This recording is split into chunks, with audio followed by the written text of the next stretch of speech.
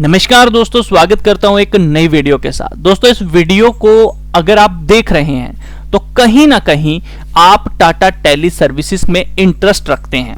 अब ये इंटरेस्ट आपका हो सकता है आपकी होल्डिंग हो तभी पैदा हुआ होगा, या फिर आप इसमें अच्छा फील कर रहे हैं और एंट्री लेने का सोच रहे हैं, आपको लगता है कि लॉन्ग टर्म में अच्छा पैसा बन सकता है, या फिर आप अब इसमें डर रहे हैं जो आपने होल्डिंग लेके रखी है और एग्जिट का सोच रहे हैं कि मुझे इसमें से निकल जाना चाहिए, या फिर आपके प्राइस के नीचे चल रहा है और आप एवरेज करना चाहते हैं। कहीं ना कहीं इन चारों में से एक ना एक इंटरेस्ट आप लोगों का जरूर होगा, और अगर आप लोगों का ये इंटरेस्ट है इस स्टॉक में इन चीजों को लेकर तो ये वीडियो आप लोगों के लिए है, इस बात का ध्यान रखिए।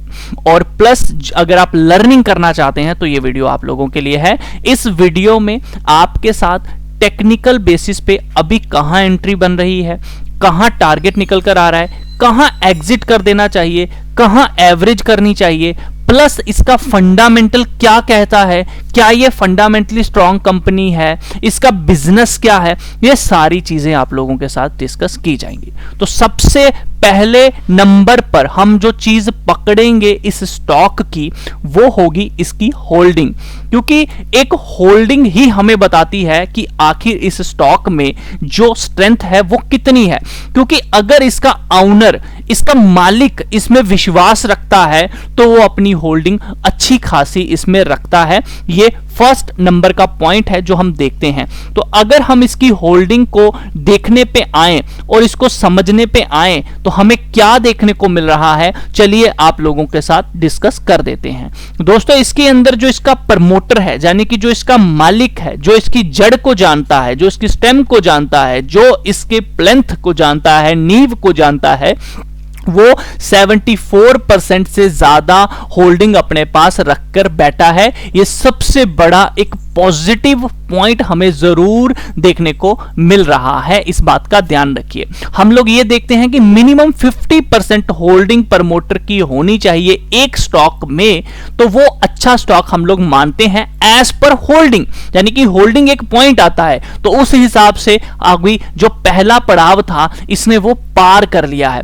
दूसरा पड़ाव आता है कि ठीक है, ऑनर को पता है, लेकिन क्या बाहर वालों को पता है? अब बाहर वाले होते हैं एफआईस, बाहर वाले होते हैं म्यूचुअल फंड्स, बाहर वाले होते हैं डीआईस। ये होता है बड़ा पैसा जो रिसर्च पे पैसा खर्च करके, सारी स्टडी करके पैसे में तब जाके किसी स्टॉक को खरीदते हैं। तो चलिए हम उनका इंटरेस्ट देख लेते हैं। तो एफआईस यहां पे 2% का माल तकरीबन होल्ड करके बैठे हैं और अपनी होल्डिंग को इंक्रीज इन्होंने किया है। कहीं ना कहीं 22 में इन्होंने डिक्रीज किया था, अब दोबारा इंक्रीज कर रहे हैं। तो 2% की होल्डिंग एफआईस के पास है, ज्यादा नहीं देखने को मिल रही लेकिन है। चलिए डीआईस के पास बात करें, बहुत कम होल्डिंग है, बहुत ही, देखिए इंडियन स्टॉक है और इंडियन ही नहीं होल्ड कर रहे, तो ये एक नेगेटिव पॉइंट मुझे देखने को मिल रहा है। तो एज पर अगर मैं इसका डेटा पॉइंट देखूं तो मुझे ये देखने को मिल रहा है कि सिर्फ इस कंपनी पे जो विश्वास है वो इसके ऑनर को है,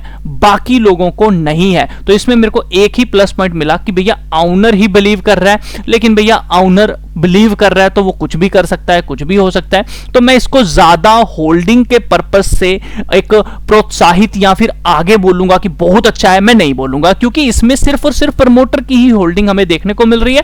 तो वो इसको कभी भी मैनिपुलेट कर सकता है, उसको कोई दिक्कत नहीं होगी, ठीक है। म्यूचुअल फंड देखिए यहां पर बिल्कुल ना के बराबर हमें देखने को मिल रहे हैं। तो अगर ये नहीं गेन कर रहे, ये नहीं इसमें इंक्रीज हो रहे, तो एक अच्छी बात नहीं है कहीं ना कहीं। तो होल्डिंग के बेसिस पे मैं इसको 10 में से 2 नंबर ही देना चाहूंगा, इससे ज्यादा मैं नहीं दूंगा। आगे हम बात करते हैं ये कंपनी किस सेक्टर की है। तो आप लोगों को बताना चाहूंगा ये कंपनी टेलीकॉम सेक्टर की है, जिसमें ये ब्रॉडबैंड के कनेक्शन देती है, वायरलेस जो फोन होते हैं उसके कनेक्शन ये फिक्स्ड करती है, ठीक है, डेटा नेटवर्क आप लोगों को प्रोवाइड करवाती है। तो अबाउट दैट कंपनी यहां पर दिया गया है, आप लोग इसके बारे में पढ़ सकते हैं, इस बात के ध्यान रखिएगा। अब हम आ जाते हैं इसके थोड़ी सी वैल्यूएशन के ऊपर और इसको हम समझने की कोशिश करते हैं कि एज पर वैल्यूएशन ये स्टॉक आखिर कितना खरा उतर रहा है। तो दोस्तों अगर इसकी वैल्यूएशन को देखें और हम इसकी रेशो को समझने की कोशिश करें तो मैं आपको बताना चाहूंगा कि इसकी बुक वैल्यू सबसे पहले मैं नजर गड़ाना चाहूंगा आपकी उसके ऊपर, तो इसकी 127 रुपए 82 पैसे के करीब इसकी बुक वैल्यू निकल कर आ रही है। अब ये बुक वैल्यू क्या होती है? ये बुक वैल्यू होती है कि कंपनी के ऊपर जितना भी कर्जा है, जितना भी इन्होंने देनदारी देनी है, उसमें से इसकी जो खुद के एसेट्स हैं, जो इसके पास खुद की चीजें हैं, जो ये आउन रखता है, इसकी प्रॉपर्टी है, उसमें से उसको माइनस करके जो पीछे बचता है उसको हम कहते हैं बुक वैल्यू। तो आप लोग देख सकते हैं मतलब इसके पास खुद का कुछ भी नहीं है, सब गिरवी पड़ा हुआ है, सब देनदारी है, उल्टा इसने पैसा देना है। तो यानी कि कल को अगर कंपनी दिवालिया होती है, बंद होती है, कुछ भी होता है तो आपको कोई पैसा वापस आने के चांस नहीं है, उल्टे आपके पैसे जो हैं वो भी जाने के पूरे चांसेस यहां पे हैं। इस बात का ध्यान रखिए। अब हम बात करते हैं ठीक है क्या कंपनी काम भी कर रही है कुछ या फिर नहीं, तो चलो इसका रेवेन्यू देखते हैं। तो रेवेन्यू यहां पे हमें देखने को मिल रहा है कि कंपनी काम कर रही है और करोड़ों में टर्नओवर हो रहा है। इस बात का ध्यान रखिए, करोड़ों में टर्नओवर हो रहा है, हजार करोड़ का टर्नओवर करती है साल दर साल ये कंपनी। लेकिन यहां पर हम देखते हैं कि ठीक है टर्नओवर तो कर रही है कंपनी, काम तो कर रही है, तो क्या प्रॉफिट में है? तो नेट प्रॉफिट देखोगे तो भैया उल्टा इस कंपनी को यहां पे हमें नुकसान देखने को मिल रहा है। ये स्टैंड अलोन बेसिस बताया है।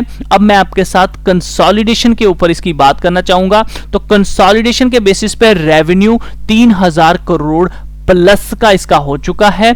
और अगर हम बात करें नेट प्रॉफिट की तो यहां पे कंपनी ने इस 2011 में अगर बात करें तो लास्ट जो हमें डेटा बता रहा है उसके अकॉर्डिंग इसने प्रॉफिट किया था, उसके बाद यहां पे कोई डेटा नहीं बता रहा है।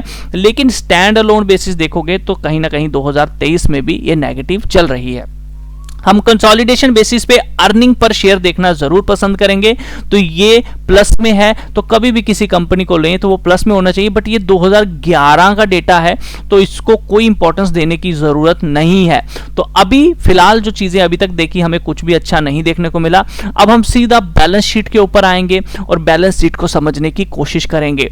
दोस्तों अगर हम इसकी बैलेंस शीट को देखने की कोशिश करें तो रिजर्व एंड सरप्लस कंपनी के पास नेगेटिव है, मतलब कि यार कंपनी ने उल्टी देनदारी देनी है, बहुत पुअर परफॉर्मेंस है और कंपनी के पास कैश तक नहीं बचा। इन फ्यूचर मतलब अगर कुछ हो जाता है, कोई आपदा आ गई तो ये कंपनी आगे सरवाइव भी शायद ना कर पाए, क्योंकि इसको आपदा को झेलने के लिए इसके पास पैसा नहीं है, ये नेगेटिव चल रही है। लॉन्ग टर्म बोरिंग की अगर बात करें तो 4652 करोड़ का लोन लेके रखा हुआ है जो कि इंक्रीज होता जा रहा है और कहीं ना कहीं इंटरेस्ट जो इसके ऊपर चढ़ रहा है जिस वजह से हमें देखने को मिल रहा है कि ये इंक्रीज हो रहा है। बात करते हैं शॉर्ट टर्म लोन इन्होंने कोई लेके नहीं रखा हुआ है। इनके पास एसेट 4802 करोड़ के हमें देखने को मिल रहे हैं। ये थोड़ा सा हमें एक आनंद दिखा रहा है, लेकिन इसको क्या करेंगे हम, ठीक है। बात करते हैं करंट इन्वेस्टमेंट कुछ भी नहीं है। इनके पास ट्रेड रिसीवेबल है, ये पैसा इनके पास आने वाला है जो अभी आया नहीं है, इस बात का ध्यान रखिए। कैश एंड इक्विवेलेंट 74 करोड़ का इनके पास टोटल कैश जो है वो पड़ा हुआ है। वहीं दूसरी तरफ इसके अलावा मुझे कुछ भी देखने को नहीं मिल रहा है। तो दोस्तों मैं बताना चाहूंगा कि कंपनी एज पर फंडामेंटल अगर हम देखें तो मुझे कुछ भी स्ट्रॉन्ग तो नहीं दिख रहा जब तक इसके पास इसकी बैलेंस शीट में कुछ आ ना जाए। अभी तक तो ये कंपनी नेगेटिव चल रही है, इस बात का ध्यान रखिए। तो फंडामेंटली इतनी स्ट्रॉन्ग मुझे नहीं दिख रही और ना ही मैं एज पर फंडामेंटल इसमें जाना चाहूंगा कि भैया फंडामेंटल इसमें जान है। तो फंडामेंटली मेरे को कुछ भी अच्छा नहीं दिख रहा है।